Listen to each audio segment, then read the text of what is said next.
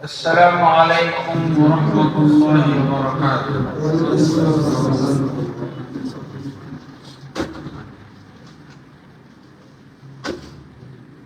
إن الحمد لله نحمده ونستعينه ونستغفره ونعوذ بالله من شرور أنفسنا ومن سيئات أعمالنا.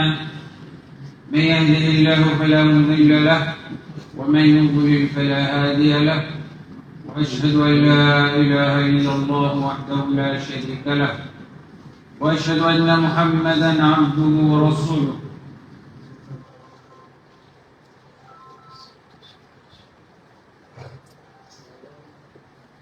أما بعد، فإن خير الحديث كتاب الله، وخير الهدي هدي محمد صلى الله عليه وسلم، وشر الأمور محدثاتها، وكل محدثة بدعة، وكل بدعة ضلالة، وكل ضلالة في النار. أما بعد، فأعوذ بالله من الشيطان الرجيم.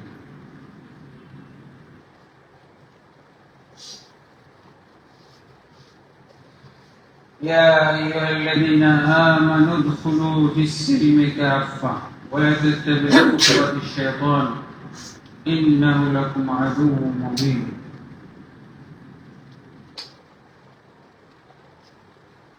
وقال سبحانه: أفتؤمنون ببعض الكتاب وتكفرون ببعض، فما جزاء من يفعل ذلك منكم إلا خزي في الحياة الدنيا، ويوم القيامة يردون إلى أشد العذاب، وما الله بغافل عما تعملون.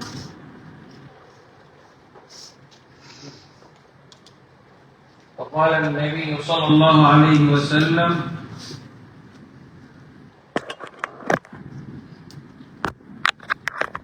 فيما رواه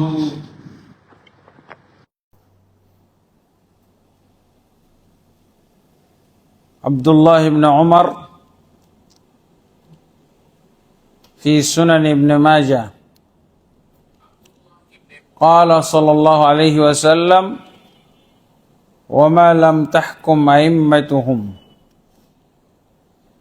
بكتاب الله ويتخيروا مما أنزل الله إلا جعل الله بأسهم بينهم.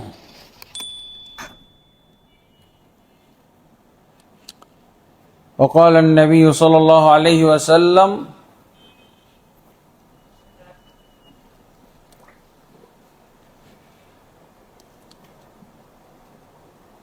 وقال النبي صلى الله عليه وسلم: يوشك أن تتداعى عليكم الأمم كما تتداعى الأكلة على قصعتها. قلنا: ألقلتنا يومئذ نحن يا رسول الله؟ قال: بل أنتم يومئذ كثير ولكنكم غثاء كغثاء السيل. إلى آخر الحديث. رواه أبو داود في سننه. আলহামদুলিল্লাহ, আল্লাহ তাবারক ওয়া তাআলার অসংখ্য অগণিত তারিফাত, গুণগান এবং শুকরিয়া যে আল্লাহ আমাদেরকে এসসিডি স্কুলের এই হলরুমে কোরআন এবং সুন্নাহ থেকে কিছু গুরুত্বপূর্ণ আলোচনা শোনার জন্য আসার এবং বসার তৌফিক দান করেছেন। আলহামদুলিল্লাহ রাব্বিল আলামিন। নবী মুহাম্মদুর রাসূলুল্লাহ সাল্লাল্লাহু আলাইহি ওয়াসাল্লামের প্রতি অসংখ্য অগণিত সালাত ও সালাম নাজিল হোক। আল্লাহুম্মা সাল্লি আলাইহি, আল্লাহুম্মা বারিক আলাইহি, আল্লাহুম্মা সাল্লিম আলাইহি। অতঃপর সম্মানিত ভাই ও বন্ধুগণ, আমি ইতিপূর্বে আরেকবার এসেছিলাম, সেটা হজের পূর্বে, মানে হজের পূর্বে 1 মাস আগে হবে বা আরো বেশি, নির্দিষ্ট তারিখ মনে নেই। তো তখন আমি আলোচনা করেছিলাম ইলমের ফজিলত এবং গুরুত্বের উপরে। তো ইলমের ফজিলত এবং গুরুত্বের উপরে আলোচনা করতে গিয়ে বলেছিলাম যে ইলম হলো সবচেয়ে বড় ফরজ, আর ইলম বা জ্ঞান অর্জন করা দ্বীনের সবচেয়ে বড় ফরজ। আর যে সমস্ত বিষয়ে আমরা জ্ঞান অর্জন করব তার মধ্যে সবচেয়ে বড় ফরজ হলো ঈমান। জ্ঞান অর্জন করা সমস্ত ইবাদতের ক্ষেত্রেই তো ফরজ। এবং আল্লাহ তাবারক ওয়া তাআলা তো সূরা মুহাম্মাদের 19 নম্বর আয়াতে বলছেন, কালেমা পড়ার আগেও ইলম অর্জন করতে হবে। কালেমা পড়ার পূর্বে ইলম অর্জন করতে হবে। এই বিষয়টা আল্লাহ তাবারক ওয়া তাআলা নিজেই সরাসরি বলেছেন, ফাআলাম আন্নাহু লা ইলাহা ইল্লাল্লাহ, তুমি জ্ঞান অর্জন করো, জানো নিশ্চয়ই আল্লাহ ব্যতীত সত্যিকার কোনো মাবুদ নেই, সত্য কোনো মাবুদ নেই। তো জ্ঞান অর্জন করা ফরজ। আর যেসব বিষয় আমাদেরকে জ্ঞান অর্জন করতে হবে তার মধ্যে 1 নম্বরে আসবে ঈমান। তো ঈমান সম্পর্কে আমাদের জানতে হবে।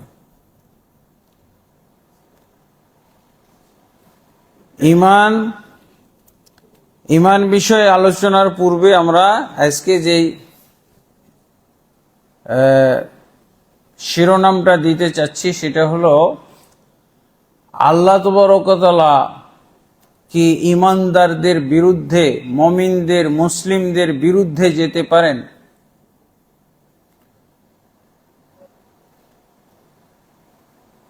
আসলে তো আল্লাহ তাবারক ওয়া তাআলা কোরআনের মধ্যে ভুরি ভুরি আয়াতে ঘোষণা করেছেন যে আসলে আল্লাহ তাবারক ওয়া তাআলা সবসময় ঈমানদারদের সাথে থাকেন, সাথে থাকবেন। এই ওয়াদাগুলো আমরা কোরআনে পাই। ইন্নাল্লাহা মাআল মুমিনিন, ইন্নাল্লাহা মাআল মুহসিনিন, ইন্নাল্লাহা মাআস সাবিরিন, এই ধরনের কত আয়াত পাওয়া যায়। তো এই আয়াতগুলোর পাশাপাশি যদি এরকম একটা আমরা কথা শুনি, আল্লাহ তাবারক ওয়া তাআলা ঈমানদারদের সাথে থাকেন, ঈমানদারদের সাহায্যে থাকেন, কিন্তু ঈমানদারদের বিপক্ষে যান নাকি আল্লাহ? মুমিন মুসলিমদের বিপক্ষে কি আল্লাহ যাইতে পারেন? হ্যাঁ, বর্তমানে কি দেখা যায়? বর্তমানে আমরা কি দেখছি? মনে হচ্ছে যে আল্লাহ ঈমানদারদের বিপক্ষে চলে গেছেন। তো এই আলোচনাটাও খুবই দরকার। শুধু ঈমানদারদের পক্ষেই আল্লাহ থাকেন না, বরং অনেক সময় আল্লাহ তাবারক ওয়া তাআলা ঈমানদারদের বিপক্ষে চলে যান। কারণ ঈমানদার তো বিভিন্ন ধরনের আছে, তাই না? আল্লাহর দৃষ্টিতে যারা ঈমানদার হবে তাদের পক্ষে আল্লাহ সব সময়। অনেক সময় ঈমানদারদেরকে পাকাপোক্তা করার জন্য, তাদের ঈমানকে খাঁটি করার জন্যে সাময়িকভাবে আল্লাহ তাবারক ওয়া তাআলা তাদেরকে কষ্টের মধ্যে ফেলেন। তাদের খাঁটিত্ব পরীক্ষা করার জন্য, তারা ঈমানের প্রতি তাদের মজবুতি, তাদের দৃঢ়তা যাচাই করার জন্য সাময়িক আল্লাহ তাবারক ওয়া তাআলা ঈমানদারদেরকে কষ্ট দিয়ে থাকেন। তারা বিপদ আপদে পড়ে থাকে, জুলুম নির্যাতনের শিকার হয়। তবে এটা সাময়িক, একেবারেই লাগাতার চলতেই থাকবে এরকম না। এই নবী সাল্লাল্লাহু আলাইহি ওয়াসাল্লাম থেকে যদি আমরা দেখি, নবী সাল্লাল্লাহু আলাইহি ওয়াসাল্লাম যেদিন দাওয়াত শুরু করলেন মক্কাতে, 13 বছর আল্লাহ রাসূল সাল্লাল্লাহু আলাইহি ওয়াসাল্লাম দাওয়াত দিয়েছেন। বলা যেতে পারে এই 13 বছরই কিন্তু ঈমানদারদের জন্য জুলুম নির্যাতনের ইতিহাস। 13 বছর। এরপরে কি হয়েছে? ঈমানদাররা আল্লাহর প্রতি তারা ঈমান এনেছে। রাসূল সাল্লাল্লাহু আলাইহি ওয়াসাল্লাম যেভাবে তাদেরকে ঈমান আনতে বলেছিলেন সেভাবেই তারা ঈমান এনেছে। এবং ঈমান তাদের অন্তরের মধ্যে দৃঢ় এবং পাকাপোক্তা করে ফেলেছে। এবং দৃঢ় পাকাপোক্তা করার আল্লাহর কৌশলটা কি ছিল? যে তোমরা কারো উপরে জুলুম করতে পারবে না, এমনকি জুলুমের প্রতিশোধও নিতে পারবে না। আল্লাহু আকবার। গোটা মক্কি জিন্দেগিটা এরকম ছিল। শুধু জুলুম নির্যাতনের ইতিহাস। ইমানদাররা শুধু জুলুম নির্যাতন সহ্য করেছে, আল্লাহর সাহায্য তারা দেখেইনি, বরং আল্লাহর সাহায্যের ওয়াদা পেয়েছে। আলা ইন্না নাসরাল্লাহি করিবুম মিনাল মুহসিনিন। জেনে রেখো, আল্লাহর সাহায্য অতি নিকটে, সন্নিকটেই রয়েছে। যারা সত্যিকার ইমানদার তারা পাবে। খালি এই ওয়াদাটাই শুনেছে 13 বছর, আর কি করেছে তারা? জুলুম নির্যাতন, শুধু জুলুম নির্যাতন না, অকথ্য জুলুম নির্যাতন সহ্য করেছে। কিন্তু রাসূলুল্লাহ সাল্লাল্লাহু আলাইহি ওয়াসাল্লাম তাদেরকে ইমানের যে সবক দিয়েছিলেন, ইমান যেভাবে বুঝিয়েছিলেন, বাস এর মধ্যে কোনো ঘাটতি হয়নি, বাড়তে থাকছে, বেড়েছে, কমে নাই। ছাড় ছুড় সেখানে ছিল না, ছাড় দেওয়া হয় না। এতে যতই জুলুম নির্যাতন হয়ে যাক, যতই জুলুম নির্যাতন হয়ে যাক, কোনো ছাড় দেয় না। আপনারা তো এগুলো পড়েছেন, ইসলামের ইতিহাস সবারই জানা আছে। এমন অকথ্য নির্যাতন যে আল্লাহর রাসূল সাল্লাল্লাহু আলাইহি সাল্লামের কাছে সাহাবায়ে কেরাম অনেক সময় নির্যাতন সহ্য না করতে পেরে অসম যুদ্ধের জন্য তারা রেডি হয়ে গেছিল। অসম যুদ্ধ না, কয়েকশো জন মতো মুমিন আর কয়েক হাজার, গোটা মক্কাবাসী হলো কাফের মুশরিক, আর কয়েকশো জন মতো হয়তো মুমিন মুসলিম, এরকম অবস্থা। কিন্তু এই জুলুম নির্যাতন এমন পর্যায়ে গেছিল যে সংখ্যা যাই হোক না কেন, আল্লাহর অনুমতি দেওয়ার আগে, রাসূল সাল্লাল্লাহু আলাইহি সাল্লামের অনুমতি ছাড়াই তারা আগ বেড়ে অনুমতি নিতে আসছে। আব্দুর রহমান বিন আউফ তিনি এসেছেন আল্লাহ রাসূল সাল্লাল্লাহু আলাইহি ওয়াসাল্লামের কাছে, ইয়া রাসূলুল্লাহ, এই ইমানদার হওয়ার, ইমান আনার পর আপনার প্রতি এবং আল্লাহর প্রতি ইমান আনার পর কি এখন আমাদের পরিচয় হলো দুর্বল? নির্যাতন সহ্য করাই হলো আমাদের কাজ, আর ওরা খালি আমাদের প্রতি জুলুম নির্যাতন করে যাবে? আমরা কি এতই দুর্বল হয়ে গেলাম? এদের সাথেই তো একসাথে মিলেমিশেই তো আমরা যুদ্ধ করেছি জাহিলি যুগে, আপনার আসার আগে সব ট্রেনিং আমাদের আছে। জাহিলি যুগে যত যুদ্ধ করেছি, যত মারপিট করেছি, যত হত্যা করেছি, যত আমাদের উপরে নির্যাতন হয়েছে, যত আমরা প্রতিশোধ নিয়েছি, এগুলো সব তো আমাদের জানা আছে, খালি আপনি অনুমতিটা দেন। আব্দুর রহমান বিন আউফ এই অনুমতি নিতে আসছেন, উনি আর সহ্য করতে পারতেছেন আশপাশ। তখন আল্লাহ তাবারক ওয়া তাআলা নিষেধ করে দিলেন। কি নিষেধ করলেন?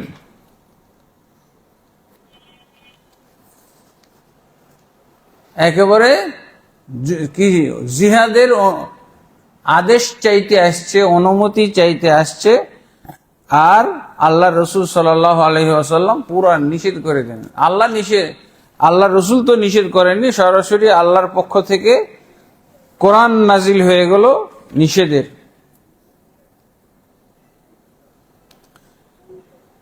আল্লাহ তাবারক ওয়া তাআলা তখন রাসূলুল্লাহ সাল্লাল্লাহু আলাইহি ওয়াসাল্লামের উপরে যখন আয়াত নাজিল করে দিলেন, তখন আর কি, সব আল্লাহর প্রতি ঈমান আনতে তো বাধ্য। তারা আল্লাহর প্রতি ঈমান এনে একেবারে চুপ, জুলুম নির্যাতন সহ্য করতে থাকলো, আর কাফেররা জুলুম নির্যাতন করতে থাকলো। এমনকি তাদের এক সময়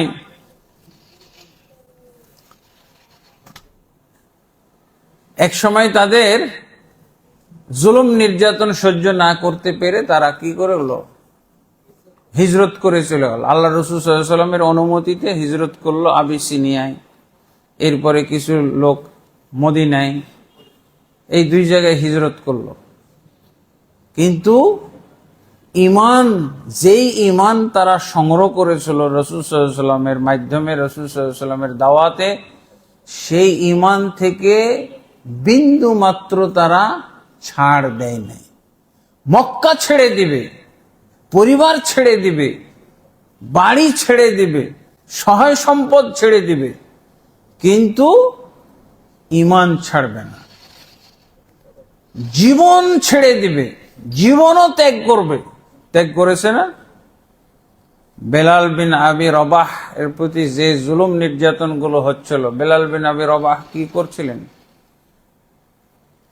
জুলুম, যদি মরে যাওয়া লেখা থাকতো তাহলে এই জুলুমে মারা যাইতে পারতো। অনেকে মারা যাচ্ছে না, জুলুম নির্যাতনের ঠেলায় মারা যাচ্ছে এখন। কিন্তু উনি এত অকথ্য নির্যাতনের সময় কি করতেন, যখন তাকে কুফরি বাক্য বলতে বলা হতো, তাকে শিরক এবং দেবদেবীর প্রতি ঈমান আনার কথা বলতো, তখন কি বলতো? সূরা ইখলাসের ওই প্রথম আয়াতের অংশ, শেষ অংশটা শুধু বলতো। কারণ এই জুলুম নির্যাতনের সময় এত লম্বা চড়া বলার কি সুযোগ ছিল না।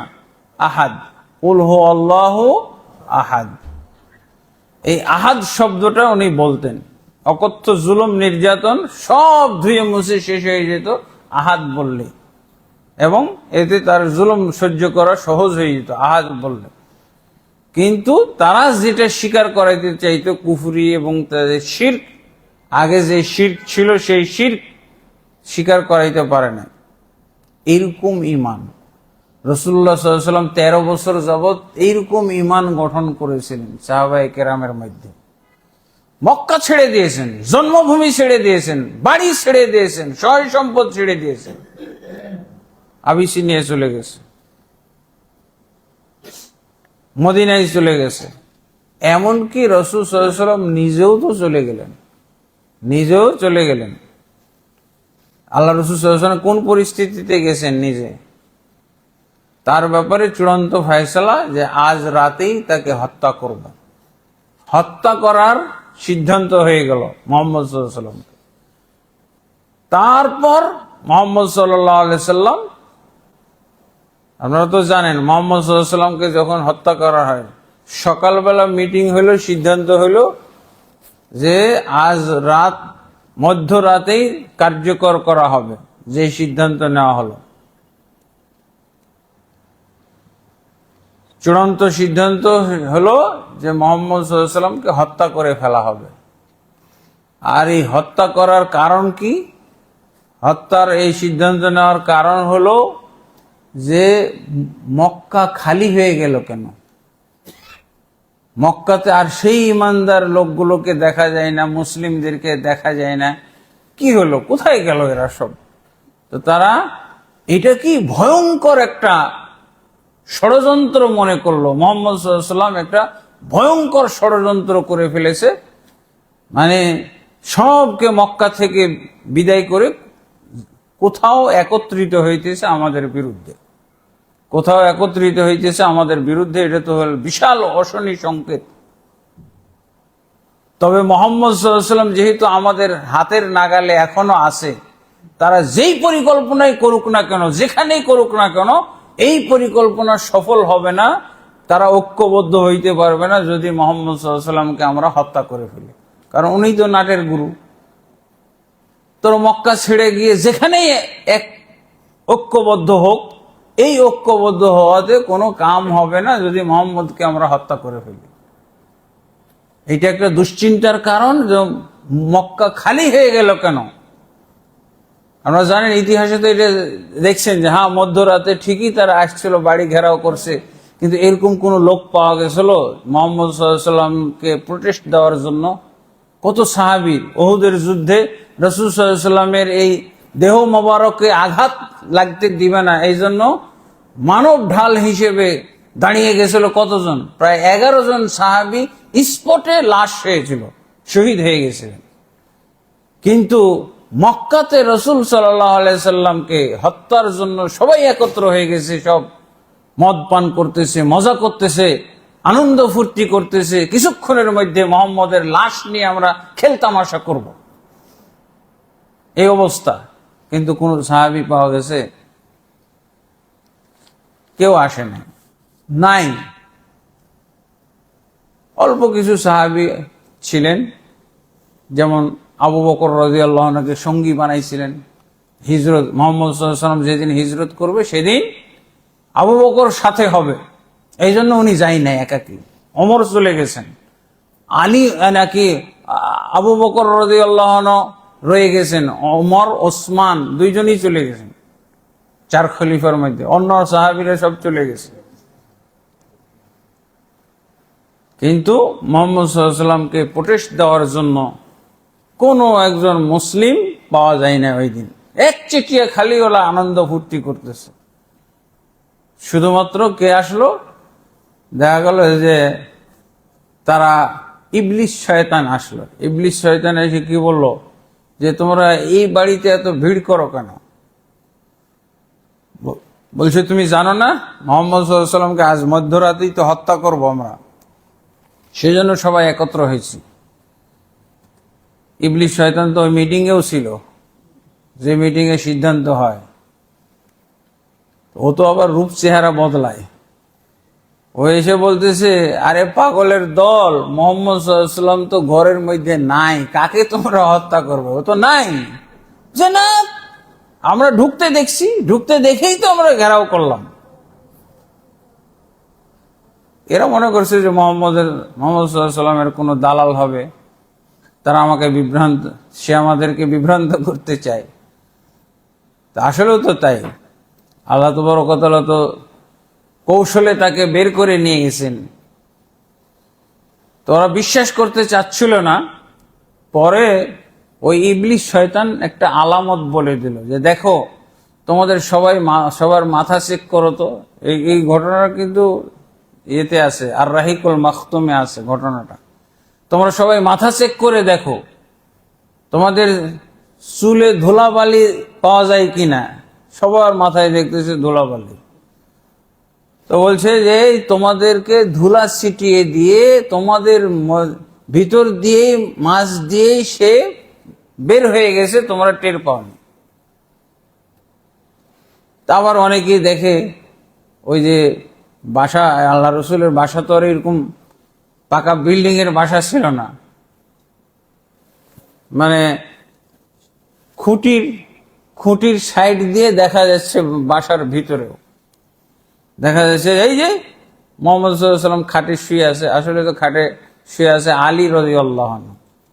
আলী রাদিয়াল্লাহু আনহুকে আল্লাহ রাসূল সাল্লাল্লাহু আলাইহি ওয়াসাল্লাম ডেকে তার খাটে শুয়ে দিয়েছিলেন এবং মক্কাবাসীদের আমানত ফিরিয়ে দেওয়ার দায়িত্ব তাকে দিয়েছিলেন যে আমার কাছে অনেক মক্কাবাসীর আমানত আছে, এগুলো তাদেরকে ফিরিয়ে দিবে, তুমি, আমি চলে যাব। দেখেন আল্লাহ রাসূল সাল্লাল্লাহু আলাইহি ওয়াসাল্লাম এই সময়তেও তো প্রতিশোধ নিতে পারতেন যে তোরা আমাকে তাড়িয়ে হত্যা করবি, তোদের মালও দিব না। মাল আত্মসাৎ করার কোনো চিন্তা ভাবনাই ছিল না।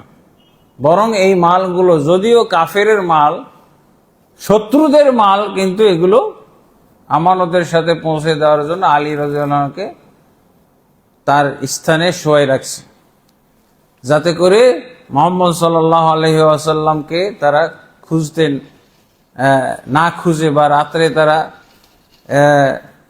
আক্রমণ না করে। যা আছেই তো, কিন্তু আসলে তো তারা রাত্রে। পরে তো ইবলিস তো খুব জোরালো ভাবে বলতেছে যে না না না, কখনোই তাকে তোমরা পাবে না। তারপর কি হলো, মুহাম্মদ সাল্লাল্লাহু আলাইহি ওয়াসাল্লাম ইবলিসের কথা শুনে তারা ভেঙে, খুঁটির পাশ দিয়ে ভেঙে ঢুকলো ঘরে ঢুকে দেখে আল্লাহ রাসূল সাল্লাল্লাহু আলাইহি ওয়াসাল্লামের কম্বল ঠিকই গায়ে দিয়ে আছে, কিন্তু চাদর গায়ে দিয়ে আছে, কিন্তু সেটা আলী রাদিয়াল্লাহু আনহু। তা আলী রাদিয়াল্লাহু আনহুকে তারা মারপিট করেছিল, কিন্তু সেই যুগে তো আর বলার কোনো উপায় নাই। কোথায় গেছে মোহাম্মদ সাল্লাল্লাহু আলাইহি সাল্লাম? বলছে আমি বলতে পারবো না কোথায় গেছে। এই জন্য আর কি, আসলেও তো জানার কথা না, সেই যুগে কি ফোন আছে নাকি? ফোনের যুগ তো না। আর হয়তো বা আলী রাদিয়াল্লাহু আনহুকে জানায়ও নেই। আবু বকর এবং আল্লাহ রসুল সাল্লাল্লাহু আলাইহি সাল্লামের মিলে মদিনা সফরের হিজরতের যে পরিকল্পনা করেছিল দুইজনেই করেছিলেন। কোথায় থাকবেন, গাড়ে শহরে কতক্ষণ থাকবেন, হ্যাঁ কিভাবে যাবেন, এগুলো যাই হোক। এটা হলো। তারপরে আল্লাহ তাবারক ওয়া তাআলা কি করলেন? মক্কা বলা যেতে পারে জুলুম নির্যাতন সহ্য করতে করতে করতে দেখা গেল যখন অসহনীয় পর্যায়ে গেল, তখন মক্কা ছেড়ে সবাই পালিয়ে গেল। মক্কা ছেড়ে সবাই পালিয়ে গেল। আর এটাকে বলা হয় হিজরত। কি বলা হয়? ইসলামের পরিভাষায় হিজরত বলা হয়, আল হিজরা। তো হিজরত করে চলে গেলেন। আর হিজরত করা কিন্তু ফরজ করে দেওয়া হয়েছিল, তখন নফল ছিল না। হিজরত করাটা কি ফরজ, ফরজ আদায় করার জন্য তারা গেছে। এই জন্যই তো মক্কা শূন্য করে দিয়েছে। তারপরে আল্লাহ রাসূল দেখুন ইমানদারদের জন্য যে আল্লাহ পুরস্কার রেখেছেন, এই যে এতদিন শোনানো হয়েছে মুহাম্মদ সাল্লাল্লাহু আলাইহি সাল্লামকে আল্লাহ যে শোনাইছেন, ইন্নাল্লাহা মাআল মুমিনিন, ইন্নাল্লাহা মাআল মুহসিনিন, ইন্নাল্লাহা মাআস সাবিরিন। আল্লাহ ধৈর্যশীলদের সাথে আছেন। এই যে সাথে থাকার স্বাদটা, সাথে থাকার ওয়াদাটা তারা পরিপূর্ণভাবে বুঝিয়ে পেল যখন মুহাম্মদ সাল্লাল্লাহু আলাইহি সাল্লাম মদিনায় এসে পৌঁছলেন। মদিনায় এসে পৌঁছে কি পাইলেন? মদিনায় এসে পৌঁছলেন, মক্কাতে যেমন নির্যাতন হয়েছে, মক্কাতে যেমন মুসলমানদের কোনো স্বাধীনতা ছিল না, মুসলমানরা যেমন ছিল পরাধীন, মুসলমানরা যেমন ছিল বিভিন্ন বাইন্ডিংয়ের মধ্যে, সংকীর্ণতার মধ্যে, জুলুম নির্যাতন, মন খুলে একজন আরেকজনের সাথে কথাও বলতে পারত না। কিন্তু মুহাম্মদ সাল্লাল্লাহু আলাইহি সাল্লাম হিজরত করে মদিনায় ঢোকার পরে পরে কি হয়ে গেল? আল্লাহু আকবার। একটা ইসলামী রাষ্ট্র, ইসলামী রাষ্ট্রের ক্ষমতায় বসে গেলেন আল্লাহ রাসূল সাল্লাল্লাহু আলাইহি ওয়াসাল্লাম। কোথায় তার নিহত হওয়ার কথা, লাশ নিয়ে তারা সিনেমিনি খেলবে, হ্যাঁ, সেখানে আল্লাহ তাবারক ওয়া তাআলা আল্লাহর রাসূলের জন্য সিংহাসন রেডি করে রেখে দিয়েছেন, যেটা আল্লাহ রাসূল নিজেও জানতেন না। জানতেন? আল্লাহ অভাবনীয়ভাবে, অকল্পনীয়ভাবে, অচিন্তনীয়ভাবেই আল্লাহ তাবারক ওয়া তাআলা তাকে এত মাজলুম অবস্থায়, এত অসহায় অবস্থায় জান নিয়ে পালিয়ে আসলেন। মক্কা শূন্য হয়ে গেল, মুমিন মুসলিম নাই মক্কাতে, কিন্তু মদিনাতে ভরপুর। আল্লাহু আকবার। মদিনাতে যেদিন আসলেন সেদিন থেকেই মুহাম্মদ সাল্লাল্লাহু আলাইহি ওয়াসাল্লাম ইসলামী রাষ্ট্রের প্রধান, ইসলামী রাষ্ট্রের প্রধান। দেখছেন আল্লাহ যে কোরআনে বলছেন, সূরা নূরের 55 নম্বর আয়াত, 55 নম্বর আয়াত, আল্লাহ রাসূল সাল্লাল্লাহু আলাইহি ওয়াসাল্লামকে রাষ্ট্রবিজ্ঞান পড়ছিলেন, রাষ্ট্র পরিচালনা, হ্যাঁ? আল্লাহ রাসূল সাল্লাল্লাহু আলাইহি ওয়াসাল্লাম রাজনীতি করছিলেন, এই প্রচলিত রাজনীতি এগুলো করছিলেন, হই হই করা রাজনীতি করছিলেন?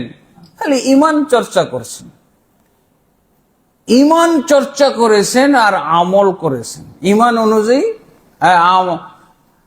ইলম অনুযায়ী আমল করেছেন।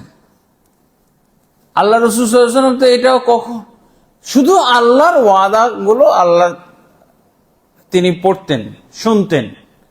আল্লাহ ওয়া'দাল্লাহুল্লাযীনা আমানু ওয়া আমিলুস সালিহাত, ওয়া'দাল্লাহুল্লাযীনা আমানু মিনকুম ওয়া আমিলুস সালিহাত লা ইস্তাখলিফান্নাকুম ফিল আরদি। আল্লাহ ইমানদারদের সাথে ওয়াদা করেছেন, যারা আল্লাহর প্রতি ঈমান এনেছে এবং যারা সৎ আমল করেছে তাদের সাথে আল্লাহ ওয়াদা করেছেন, লা ইস্তাখলিফান্নাহুম ফিল আরদি, নিশ্চয়ই নিশ্চয়ই আল্লাহ তাদেরকে জমিনের বুকে খেলাফত দান করবেন, ক্ষমতা দান করবেন। আল্লাহর ওয়াদা, ক্ষমতা দান করবেন। কামাস্তাখলাফাল্লাযিনা মিন ক্বাবলিহিম, যেমন ভাবে তাদের পূর্ববর্তীদেরকে ক্ষমতা দান করেছিলেন, খেলাফত দান করেছিলেন।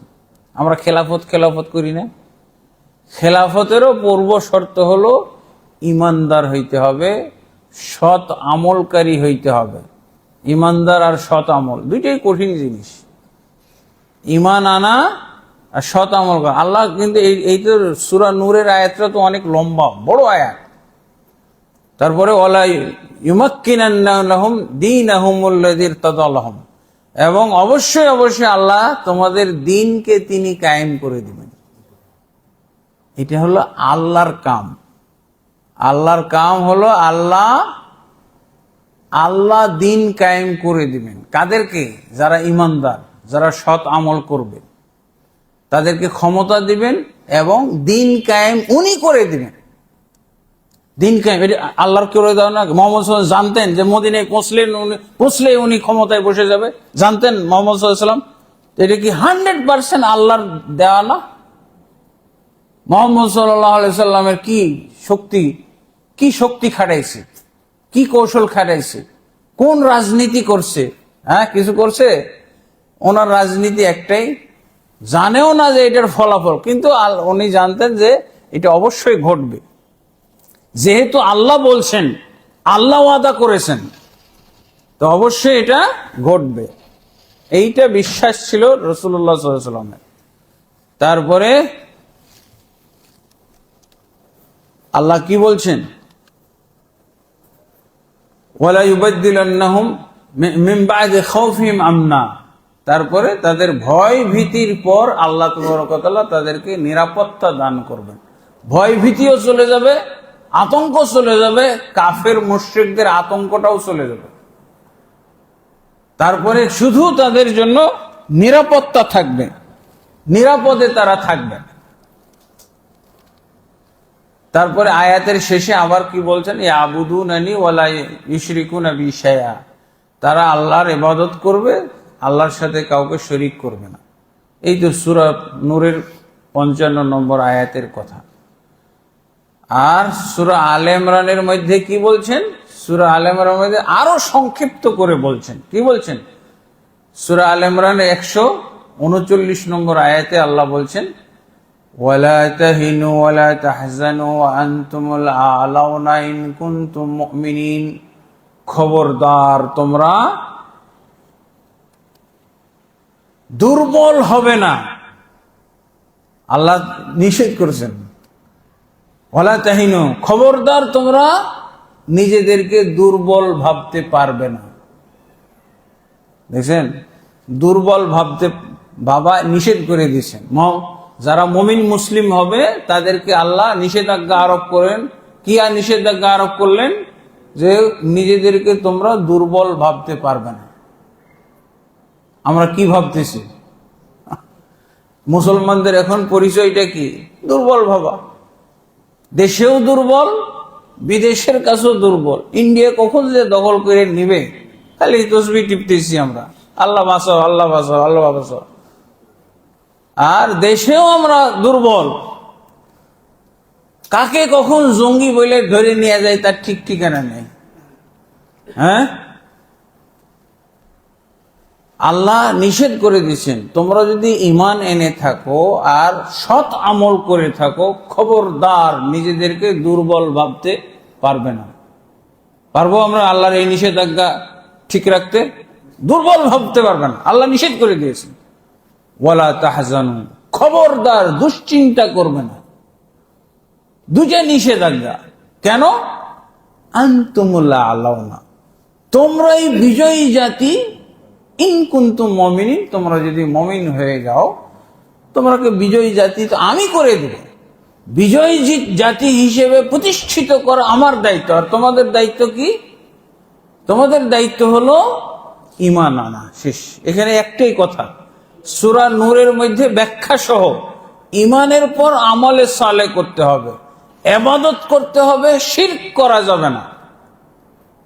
আর এই সূরা আলে ইমরানে একটাই শব্দ বলছেন, ইন কুনতুম মুমিনিন, যদি তোমরা মুমিন হয়ে দেখাইতে পারো।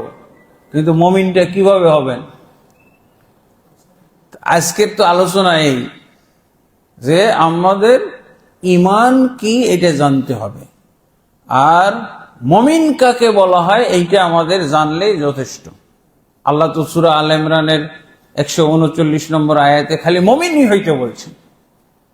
এই মুমিন হওয়ার মধ্যে কি আছে, কিভাবে আমরা মুমিন হব, এইটা জানলেই তো হয়ে যাবে। এরপরে আল্লাহ বলছেন যে তোমাদেরকে বিজয়ী রাখার দায়িত্ব আমার। আল্লাহু আকবার।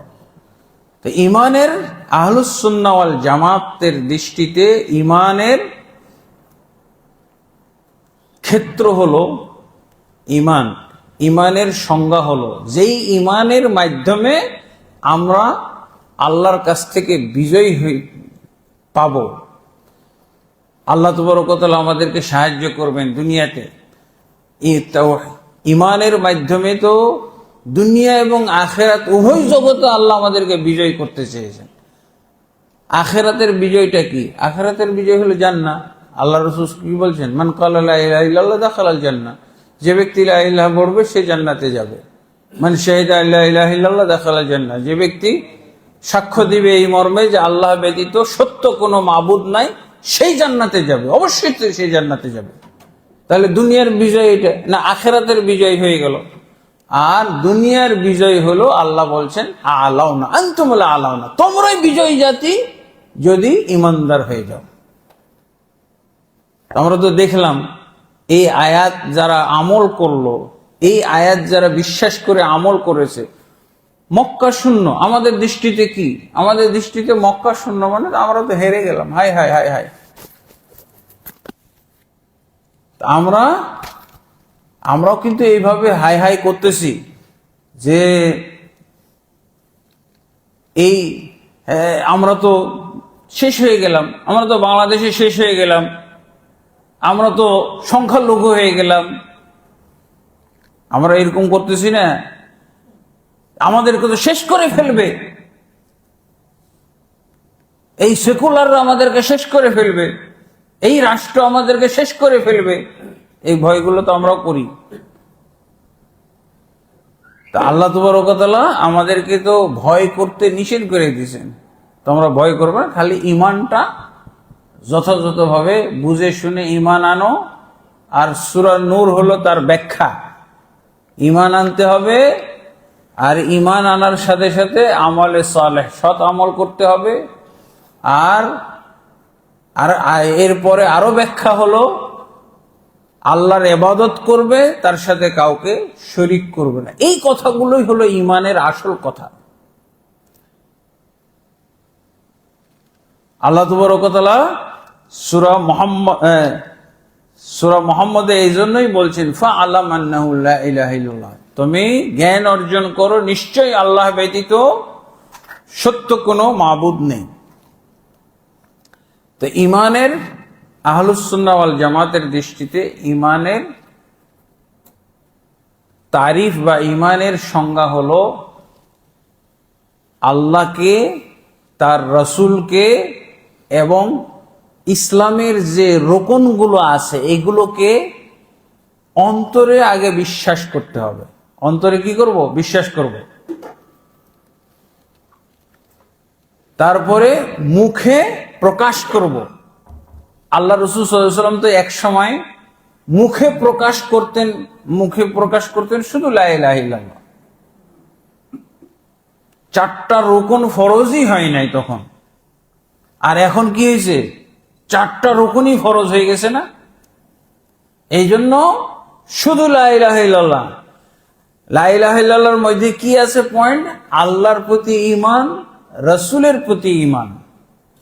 আর ঈমানের যে আরো কিছু রোকন আছে, ফেরেশতাদের প্রতি ঈমান, ফেরেশতাদের প্রতি ঈমান, তারপরে আল্লাহর কিতাব সমূহের প্রতি, আসমানি কিতাব সমূহের প্রতি ঈমান, এবং যাদের উপরে কিতাবগুলো নাজিল হয়েছে সেই নবী রাসূলগণ এবং যাদের প্রতি কিতাব নাজিল হয় না সেই নবীদের উপরও ঈমান আনতে হবে। এরপরে পরকালের প্রতি ঈমান, পরকাল, জান্নাত, জাহান্নাম ইত্যাদি, এরপরে ঈমান, হিসাব, সিরাত ইত্যাদির উপরে ঈমান। এরপরে তাকদীরের ভালো মন্দের প্রতি ঈমান। এগুলো হলো ঈমান বিল্লাহর অন্তর্ভুক্ত। আল্লাহর প্রতি ঈমানের মধ্যেই কিন্তু এগুলো সব আছে। এই যে 6টা রোকন আল্লাহর প্রতি ঈমান আনার অংশ। রাসূলের প্রতি ঈমান, এটা রাসূলগণের প্রতি ঈমানেরই অংশ। সমস্ত নবী রাসূলদের প্রতি ঈমান আনবো সংক্ষেপে, আর মুহাম্মদ সাল্লাল্লাহু আলাইহি ওয়াসাল্লামের প্রতি ঈমান আনবো বিস্তারিতভাবে। এরপরে আল্লাহ এবং আল্লাহর রাসূলের প্রতি ঈমান আনার অংশ হলো আল্লাহ এবং আল্লাহর রাসূল যা আদেশ করেছেন তা পালন করতে হবে। আল্লাহ এবং আল্লাহর রাসূল কি আদেশ করেছেন? 5 ওয়াক্ত সালাত পড়তে হবে, তারপরে যাকাত আদায় করতে হবে, নেসাবের মালিক হইলে যাকাত আদায় করতে হবে, তারপরে রমজানের সিয়াম পালন করতে হবে, সম্পদ থাকলে হজে যেতে হবে, হজ পালন করতে হবে, বাইতুল্লাহর হজ পালন করতে হবে। এই জিনিসগুলোকে অন্তরে বিশ্বাস করতে হবে।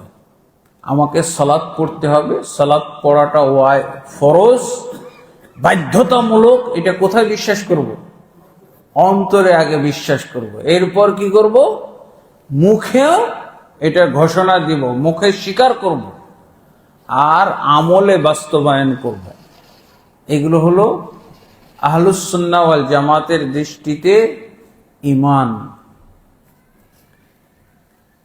তাহলে আরেকভাবে আমি বলি, এই ঈমানকে যদি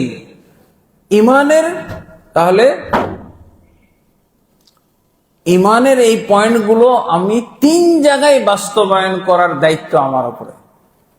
এই ঈমানের পয়েন্টগুলো 3 জায়গায় বাস্তবায়ন করতে হবে, 3টা ক্ষেত্রে বাস্তবায়ন করতে হবে। এটি হলো আমার উপরে দায়িত্ব।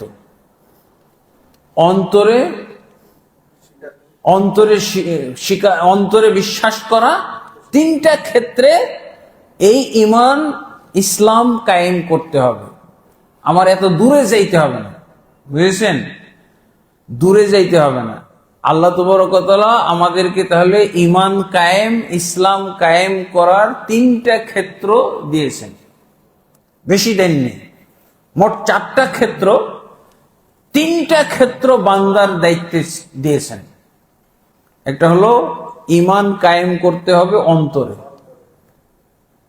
আর কি ইসলামের বিষয়গুলো সহ কিন্তু আমি জড়াই দিছি। আল্লাহর প্রতি ঈমান, রাসূলের প্রতি ঈমানের অর্থ কি? আল্লাহ এবং আল্লাহর রাসূল যা আদেশ করেছেন, আদেশের মৌলিক বিষয়গুলোতে হলো সালাত, যাকাত, সিয়াম, হজ। এগুলোকে অন্তরে আগে বিশ্বাস করতে হবে, তারপরে মুখে এগুলো প্রচার করতে হবে, বলতে হবে এই 5 ওয়াক্ত সালাত পড়তে হবে, যে 5 ওয়াক্ত সালাত পড়ে না সে কাফের।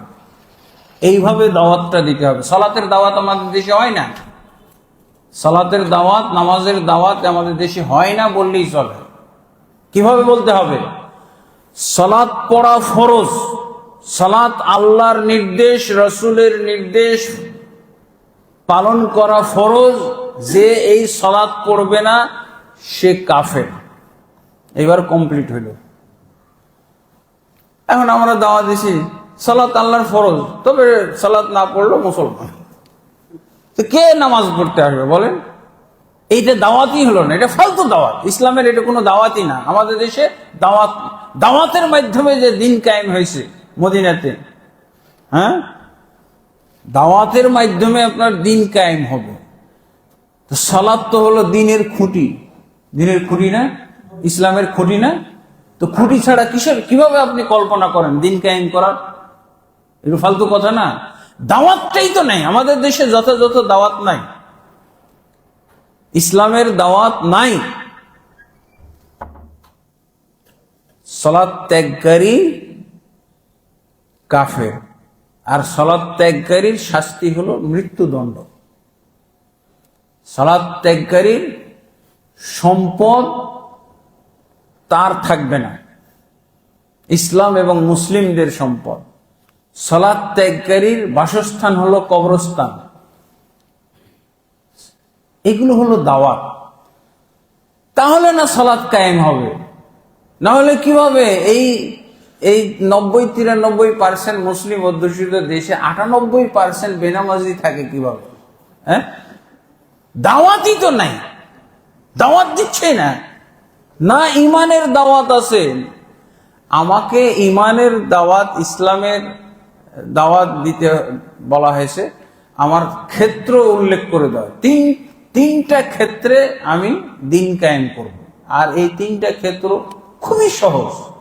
কেউ আপনাকে মারতেও আসবে না, পুলিশও অ্যারেস্ট করবে না, আপনাকে কেউ হত্যাও করতে আসবে না। একেবারে শান্তিপূর্ণভাবে আপনি তিনটা ক্ষেত্রে দিন কায়েম করবেন।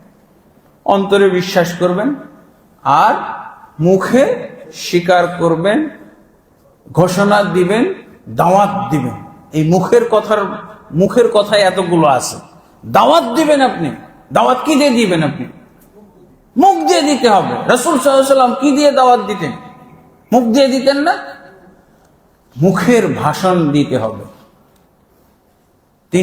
দুইটা ক্ষেত্র হলো, আর একটা ক্ষেত্র হলো অঙ্গ প্রত্যঙ্গ দিয়ে।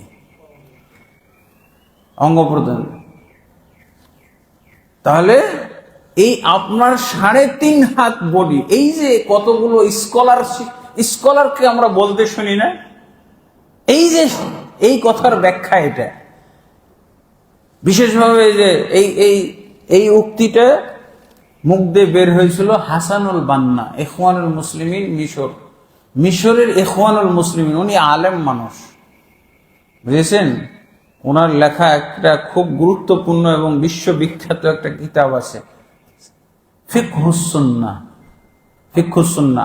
আল্লামা নাসিরউদ্দিন আলবানী এই কিতাব পড়ে আলেম হয়েছে। আল্লাহু আকবার। আল্লামা নাসিরউদ্দিন আলবানীর খুব পছন্দের কিতাব ফিকহুস সুন্নাহ। লিখেছে কে? ইখওয়ানুল মুসলিমিনের প্রতিষ্ঠাতা হাসানুল বান্না, না সৈয়দ সাবেক, হাসানুল বান্নার শিষ্য। হাসানুল বান্নার উনি শিষ্য, এবং হাসানুল বান্না এই কিতাবের উনি একটা বাণীও দিয়েছেন। হাসানুল বান্নার বাণী আছে ফিকহুস সুন্নাহর মধ্যে। এই ফিকহুস সুন্নাহর যিনি লেখক, তার ওস্তাদ হলো হাসানুল বান্না। উনি বলছেন, আকিমিল ইসলামা ফি জাসাদিকা তাকুম দাওলা ইসলামিয়া। আল্লাহু আকবার।